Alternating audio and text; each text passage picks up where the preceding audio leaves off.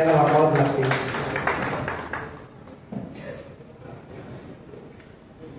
धन्यवाद. आदरणीय मुरारी कुंभारकाळे सर यांना मी विनंती करतो की त्यांनी आपले विचार विचारपीठावर ठेवावे. आदरणीय कुंभारकाळे पुण्यश्लोक अहिल्यादेवी होळकर यांच्या त्रिशताब्दी जयंतीच्या निमित्ताने आपण या ठिकाणी जमलेलो आहोत. खरंच तर मी अनाहूतपणे या ठिकाणी मला संधी मिळाली. माथिले सरांचा हा विषय होता. पुण्यश्लोक अहिल्यादेवी होळकर यांच्या जयंतीच्या निमित्ताने सर बोलणार होते, पण काही कारणास्तव ते आले नसल्यामुळं आयोजकांनी मला संधी दिली. त्याबद्दल मी सर्वप्रथम आयोजकाचे ऋण व्यक्त करतो. या कार्यक्रमाचे अध्यक्ष ओबीसी गुजरात संघटनेचे अध्यक्ष आदरणीय माचनवार सर, आदरणीय ऐनवार साहेब, विचारमंचावरील सर्व मान्यवर मंडळी आणि त्याच तोलामोलाचे समोरील सगळं विचारवंत शिंदे सर असतील, देवगुले सर असतील, गोडसे महाराज असतील, या ठिकाणी आकर्णे सर आहेत, आत्ताच मार्गदर्शन करून बसलेले शिंदे सर आहेत. या सर्वांच्या दृष्टिकोनातून विचार करत असताना मला जो अचानकपणे जो मर्यादित विषय गेला आहे की पुण्यश्लोक अहिल्यादेवी होळकर यांच्या त्रिशताब्दी जयंती महोत्सवाच्या निमित्ताने मी ओबीसी हक्क परिषद मांडत असताना आतापर्यंत ज्या वक्त्यांनी बोललेलं आहे तिथं थोडंसं वेगळं बोलण्याचा प्रयत्न करणार आहे, कारण माझा विषयच वेगळा आहे. आणि या समितीच्या निमित्ताने ओबीसी समन्वय समितीचा हा कार्यक्रम आयोजित असल्यामुळं पुण्यश्लोक अहिल्यादेवी होळकरांनी त्यांच्या जीवन कार्यामध्ये इतर समाज जोडण्यासाठी काय केलेलं आहे एवढं मांडण्याचा मी प्रयत्न करतो. म्हणून अहिल्यादेवी होळकरांचा जन्म मराठवाड्यामध्ये जरी झाला असला तरी पूर्ण कार्यक्षेत्र अहिल्यादेवी होळकरांचं भारतखंड हे होतं. भारतखंड म्हणत असताना केवळ आताचा भारत नाही, मग त्या काळातला भारत, नेपाळ असेल, मग पाकिस्तानचा काही भाग असेल, बांगलादेशचा काही भाग असेल, इथपर्यंतच्या अनेक भागामध्ये अहिल्यादेवी होळकरांनी आपल्या कार्याचा ठसा उमटवलेला आहे. मग या दृष्टीने विचार करत असताना अहिल्यादेवी होळकरांनी ते नेहमी म्हणायच्या, ज्या मनगटात बळ, बुद्धी, चातुर्य असेल तो स्वकर्तृत्वावर लोकाभिमुख राजा बनू शकतो.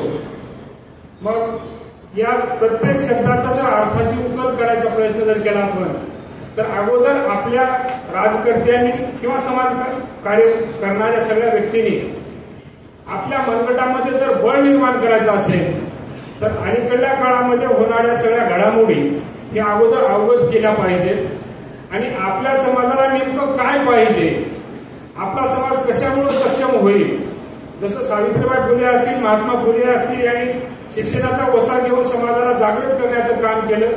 शिक्षणाचा गंगा घरोघरी घेऊन पोहोचवली, महिलांना सक्षम करण्याचं काम केलं. या दृष्टिकोनातून आम्ही काय करू शकतो का, आणि अहिल्यादेवी होळकरांना अभिप्रेत असलेला हे मनगटातलं बळ आमच्या युवकांपर्यंत पोहोचू शकतो का, हे आम्ही अगोदर विचार केला पाहिजे. तर खऱ्या अर्थानं अहिल्यादेवी होळकरांच्या पावलावर पाऊल टाकून चालत आहोत असं आपल्याला म्हणता येईल.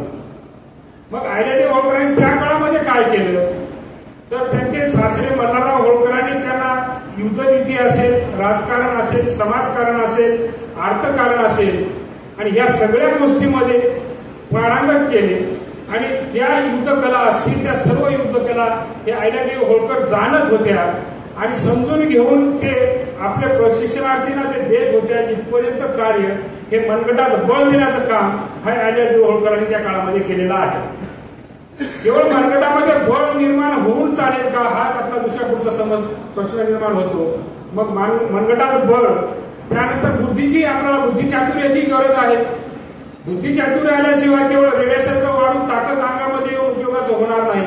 अलीकडल्या काळामध्ये आपल्या सगळ्या लढायामध्ये राजकीय दृष्टी असतील, सामाजिक दृष्टी असतील, आर्थिक होणारे आपल्यावरले हमले असतील, सामाजिक दडपण असेल, या सगळ्यावर जर आम्हाला मात करायची असेल तर आमची मानसिकता सुधारली पाहिजे. आणि म्हणून ज्यावेळेस आपण ओबीसी म्हणतो किंवा मी स्वतः माझं उदाहरण सांगायचं असेल, मी ज्यावेळेस धनगर म्हणून घेत असतो आणि मी जर केवळ धनगराचा जर विचार करत असेल तर खऱ्या अर्थानं मी अहिल्यादेवी होळकरांच्या पावलावर पाऊल टाकण्यास लायक आहे की नाही हे मी आत्मपरीक्षण करण्याची वेळ आहे. समाज तरी कोणाला म्हणायचं, मग सम आज आपण साधा अर्थ घेऊया. आजच्या घडीला जे सारख्या प्लॅटफॉर्मवर आहेत, सारख्या स्टेजवर आहेत, जे सारख्या परिस्थितीमध्ये आहेत. मग काय परिस्थिती असेल आमची? आर्थिक परिस्थिती असेल, सामाजिक परिस्थिती असेल, सामाजिक दर्जा असेल, शिक्षणाच्या दृष्टिकोनातून आमच्यातली जागृती असेल, मग आमच्यामध्ये असलेल्या गुण असतील, वैगुण्य सुद्धा असतील. वैगुण्य या अर्थानं मग आमच्यामध्ये असलेल्या रूढी असतील, परंपरा असतील, अंधश्रद्धा असतील, आमच्यामध्ये असलेले मतभेद असतील, शाखा असतील, उपशाखा असतील, त्या व्यसनाधीनता असेल. ह्या सगळ्या गोष्टी जिथं घडतात तो समाज. ज्या घडीला हे सगळ्या गोष्टी एकत्रित घडतात आणि सगळेजण मिळून घडवून आणतात तो सगळा समाज. मग त्या ठिकाणी असलेल्या आता जे उल्लेख आपण बरेचदा करतो, ओबीसी म्हणजे 350 जातीचा समूह किंवा 350 जातीपेक्षा मोठा समूह, हे आपण आकडेवारीमध्ये इथून न मोजता जे आपल्या विचाराशी जे सांगड घालायची असेल आणि ह्या सगळ्या समाजाला एकत्रित आणायचं असेल आणि यातून आम्हाला काही साध्य करायचं असेल तर त्या ठिकाणी आम्हाला बुद्धी चातुर्याची गरज आहे.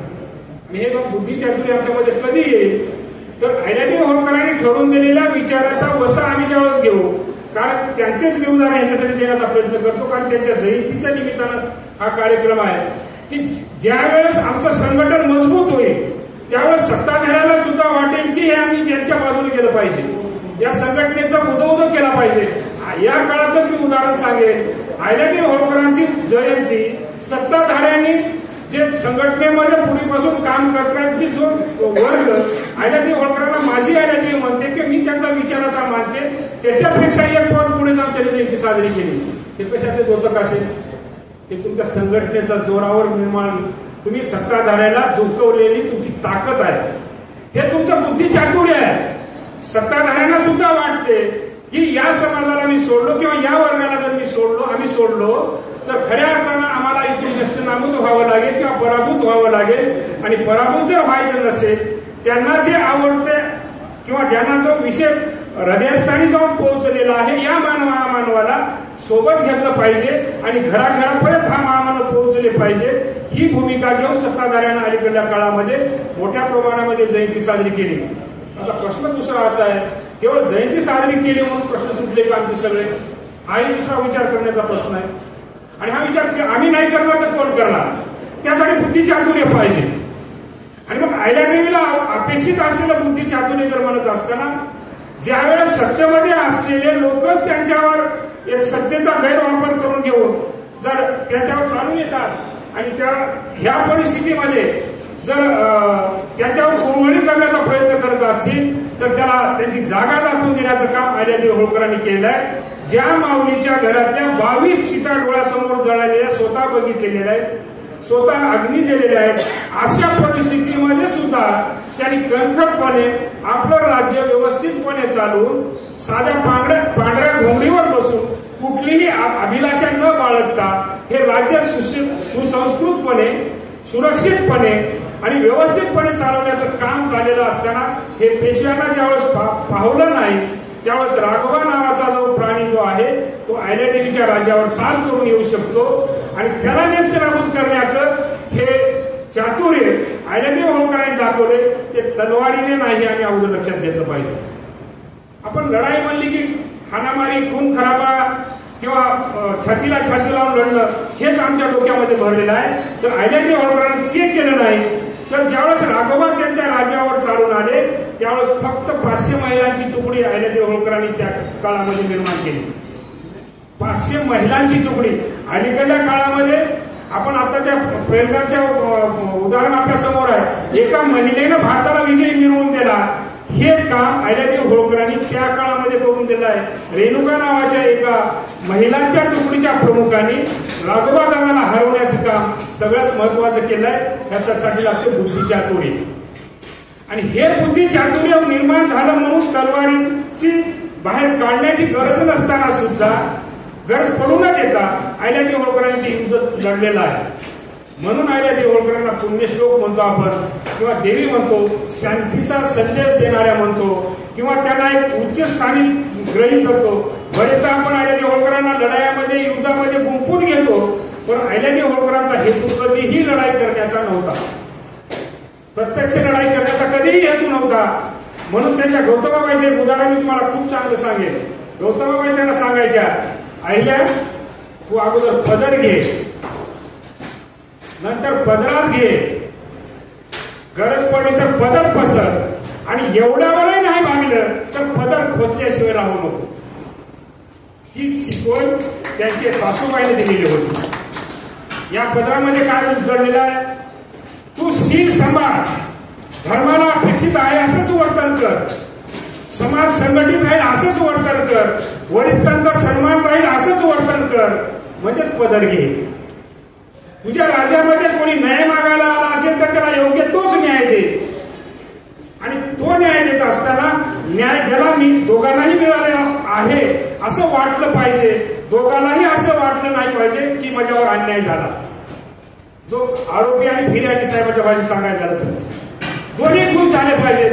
एवढं मोठं जोपर्यंत तू करणार नाहीस, तू तोपर्यंत खऱ्या अर्थाने होळकरांची राणी म्हणून शोभणार नाहीस. ते पदर घे. मग पुढं काय केलं सांगितलं? फक्त पदर घेऊन चालणार नाही, राज्य करायचं आहे, कधी काय प्रसंग येतील सांगता येणार नाही. मग पदरातही घे. पदरात कोणाला घ्यावं लागेल? की एखाद्याने अपराध केलेला असेल, एखाद्याने चूक केलेली असेल, त्याला पोटाशी घाल, त्याची चूक त्याला समजून सांग, आणि त्याला त्याची माफी दे, समज दे. आपण आपल्या बोली भाषेमध्ये सहज बोलतो बघा, वाळकाच्या चोरीला खापडाची सजा, त्या फाशी नको लगेच. ही भूमिका होळकरांची होती, आणि ते गौतमाबाईंच्या सासूच करून आलेली भूमिका होती. पदरात घे जनतेला. जनतेला तू माता वाटली पाहिजे, तू मातोश्री वाटली पाहिजे. तोपर्यंत लोकांना पदरात घे. जनतेला आपलं न्यायदान असलं वाटलं पाहिजे. ही भूमिका जोपर्यंत वाटेल तोपर्यंत खऱ्या अर्थाने तू मातोश्री म्हणून शोभून दिसतील. मग दुसरं काय? पदर कधी पसरायचा?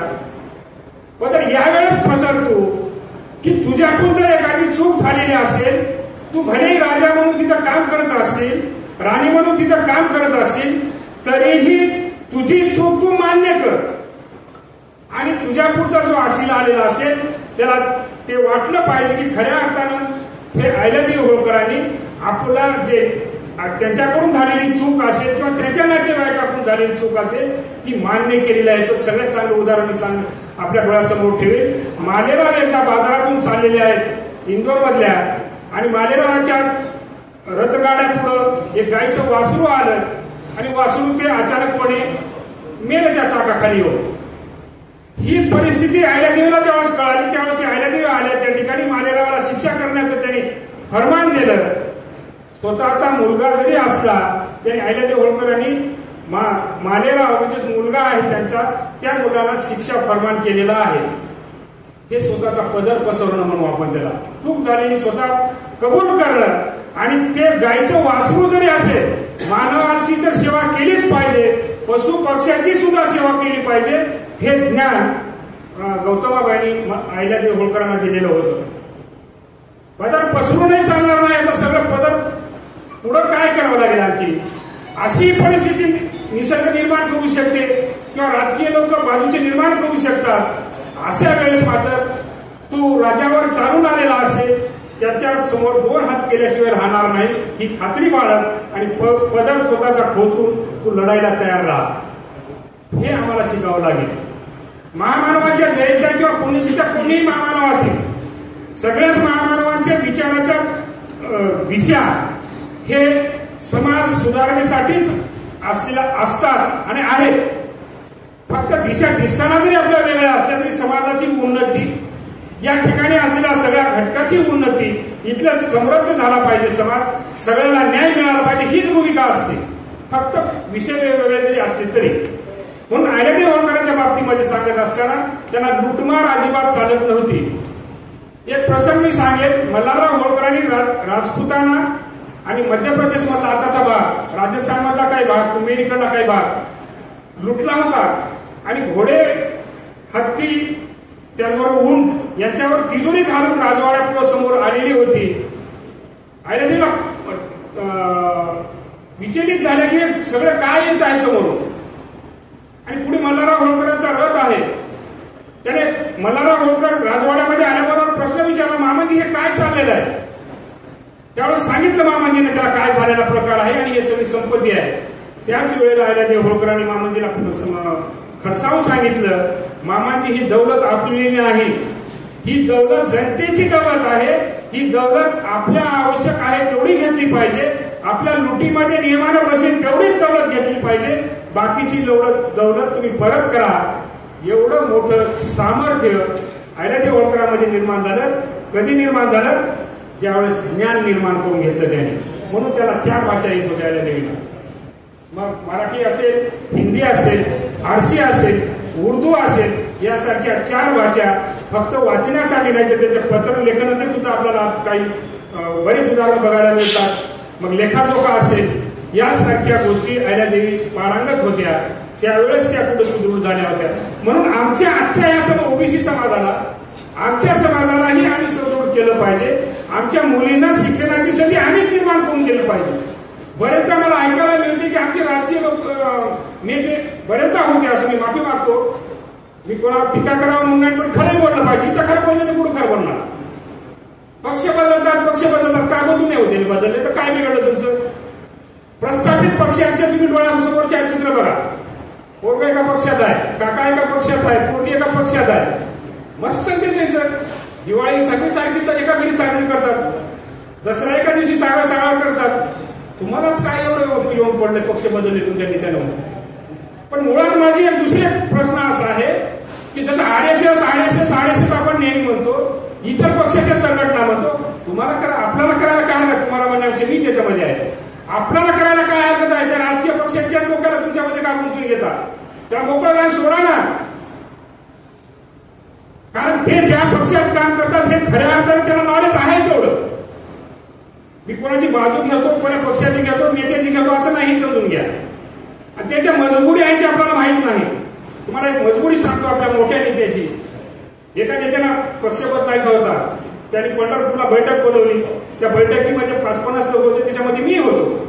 नांदेड जिल्ह्याचं प्रतिनिधित्व मी करत होतो. त्यांनी विचारलं प्रत्येक जिल्ह्याच्या लोकांना, नाव घेणार नाही, माफ करा, त्याने विचारले तुम्ही नांदेड जिल्ह्याचं प्रतिनिधित्व करताच? आणि मी म्हणलो तुम्ही जायचं असेल तर काँग्रेसमध्ये जा, पण या पक्षात नको. नाव घेतलं नाही, त्या पक्षात घेणार नाही आता इथं.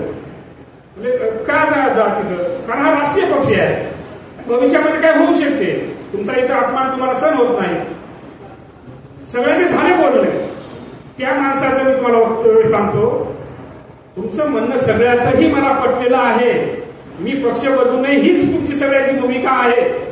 परंतु मी या 80 वर्षाच्या काळामध्ये जे मिळवलेलं आहे ते 2 दिवसामध्ये माझ्यापासून दूर जाणार आहे. हे मान्य आहे का सांगा? जसं आपण गावगाड्यामध्ये आता आमच्या बंधू खूप मोठे सांगले ग्रामपंचायतच्या विषयी, हे तुमच्या महाराष्ट्र लेवलवरही घडते बंधू. तुमच्या सोसायट्या असतील, शाळा असतील, कारखाने असतील, हे नावाला सांगायला आमच्या नेत्याचे आहे की कधी तुमच्यापासून दूर जातील याचा भरोसा नाही. ते सांभाळायसाठी तरी त्याला पक्षामध्ये कुठे राहावं लागतं. म्हणून आपल्या नेत्यावर आपण टीका करत बसणं किंवा तेवढं आहे का हे आपण आपलं परीक्षण करावं लागेल. म्हणून आपल्याला ओबीसीचं संघटन जर हे करायचं असेल तर बुद्धिजीवी लोकांचं एक संघटन निर्माण करावं लागेल. आरएसएस अंडरग्राऊंड तुमची एक यंत्रणा निर्माण करावी लागेल. तुम्ही एक नॉलेज बेस्ड एक संघटना निर्माण करावी लागेल आणि मग तुम्ही मार्गदर्शक होऊ शकता. त्या राजकीय लोकांना आपण मार्गदर्शन करण्याचे त्या पटरीवर नाही असं मला वैयक्तिक वाटतं. एकंदरीत आता मूळ मुद्द्यावर येत असताना जाती जोडो अभियानाच्या दृष्टीने विचार करत असताना अहिल्यादेवी होळकरांनी खूप काही जाती एकत्रित आणण्याचा प्रयत्न केला. सगळ्यात महत्वाचं उदाहरण सांगता येईल बारवाच्या बाबतीमध्ये. अहिल्यादेवी होळकरांच्या बारवाचं वैशिष्ट्य सांगतो मी तुम्हाला. चौकोनी बारवा असायच्या आणि 4ही बाजूला पायऱ्या आणि खाली बुडाला पाणी असायचे, जेवढं काय असेल ते सीझननुसार कमी जास्त असेल. तर कुठल्याही समाजाच्या व्यक्तीला पाणी मागावं लागू नये, तो सरळ त्या पाण्यापर्यंत जावा आणि पाणी पिता यावं.